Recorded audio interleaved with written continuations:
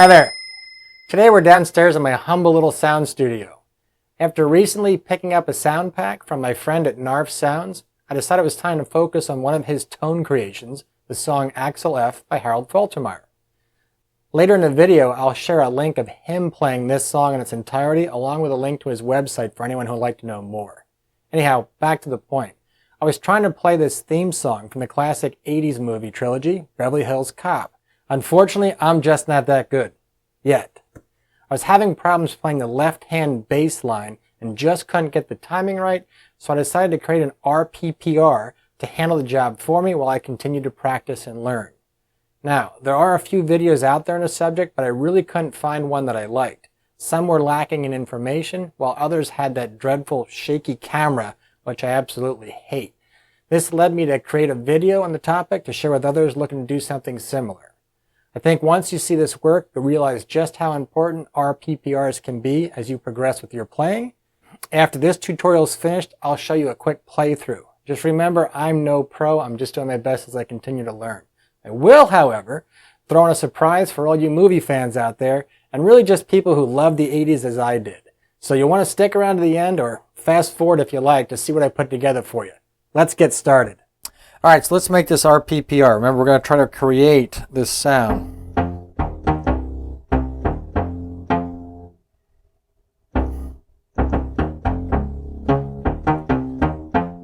But playing much better than that, with much better timing. So that's what we're trying to make. So first what we're going to do is, grab my little pencil here.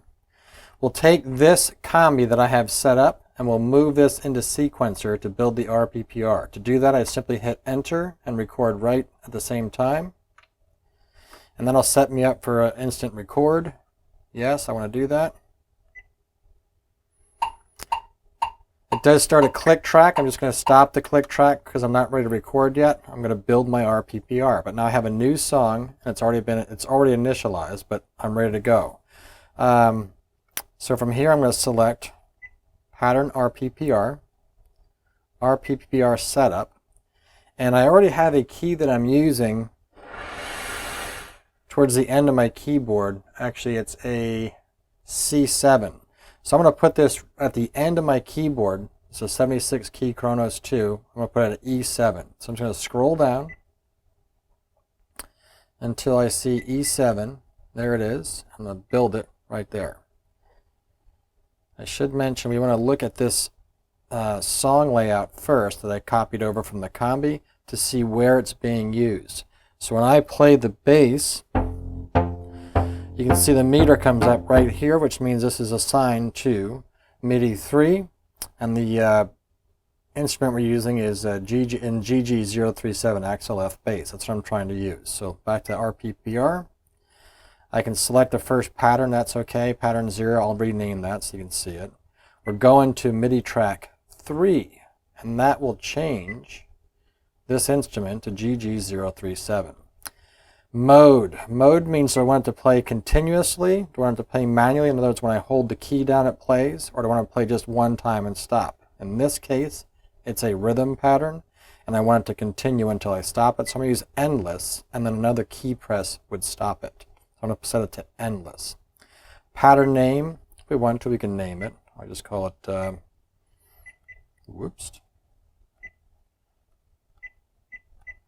I'll call it Axel-F baseline. That's what it is.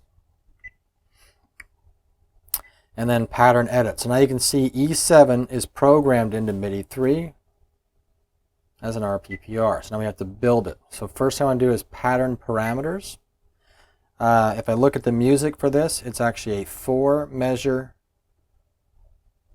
rhythm that repeats. So I set it for 4 length, and it is in 4/4 time signature. So that's what I want. I'm going to hit OK.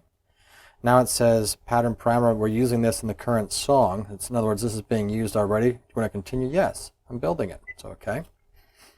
So there we go. That's the start. Now I can go into step recording, and if I could play this with the timing, I could play it out right now, and all these keys would show up. But I don't play it that well, and this is what I need to practice and work on. So I'm going to get rid of all this. I'm going to get the timings correct first. All right, so I'm going to build this step by step so you can see it. But I could play it out using the keys and then just adjust all the times as necessary to make it work. I could try that as well. But in this case, I know what the notes are. I'm just going to build it from note by note. So we'll start out with first what's going to be a quarter note on F2, followed up with an eighth note, a dotted eighth note, so it has 1/2 the original value, so the value plus 1/2, a dotted eighth note of F3, up an octave. Take that dot back off, don't forget that. That messes me up more times than not. I'm going to go to an eighth note again for D sharp 2, and then to a 16th note, D sharp 3. Back to eighth notes. I'm going to do a C2,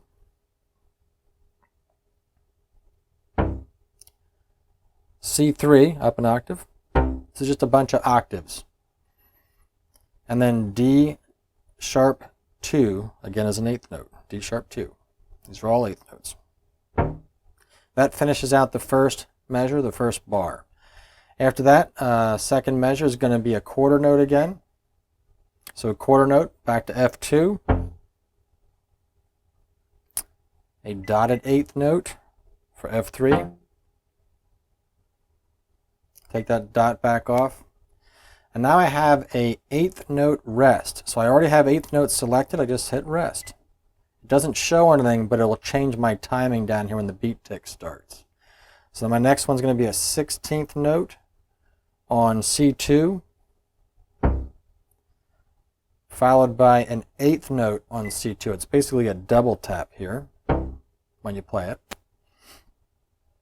Eighth note on D2 sharp, or D sharp 2. And then a eighth note on F2. And that finishes out the second measure, the second bar. So here we go back to a quarter note to start. So C sharp 2, dotted eighth note for C sharp 3, up the octave. Turn that dot back off. D sharp 2 as an eighth note. D sharp 3 as a 16th note. Back to eighth notes. Now it's going to be a C3, D sharp 3, F3. And those are all eighth notes. That finishes out the third bar or third measure. Next, the fourth bar, the final one, starts out with a quarter note on F2, followed by a quarter rest. I'm already set for the quarter, so I can just hit rest, and then a 16th rest. So I'm going to select 16th note, rest. Followed by a 16th D3 sharp,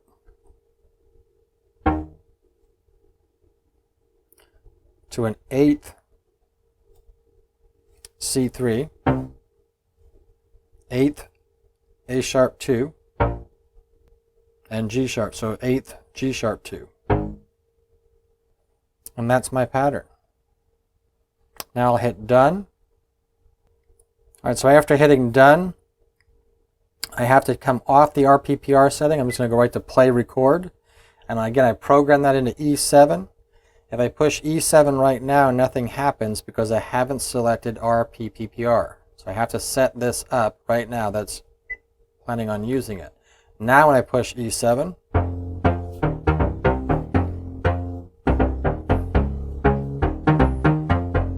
and I push E7 again, it stops.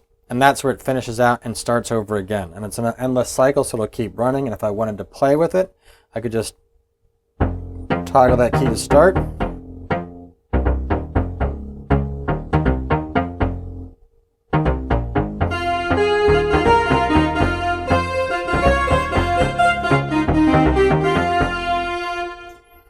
So there you go. That's how you build an RPPR, and that's how you can use one in a song, and I hope this little tutorial helped you out.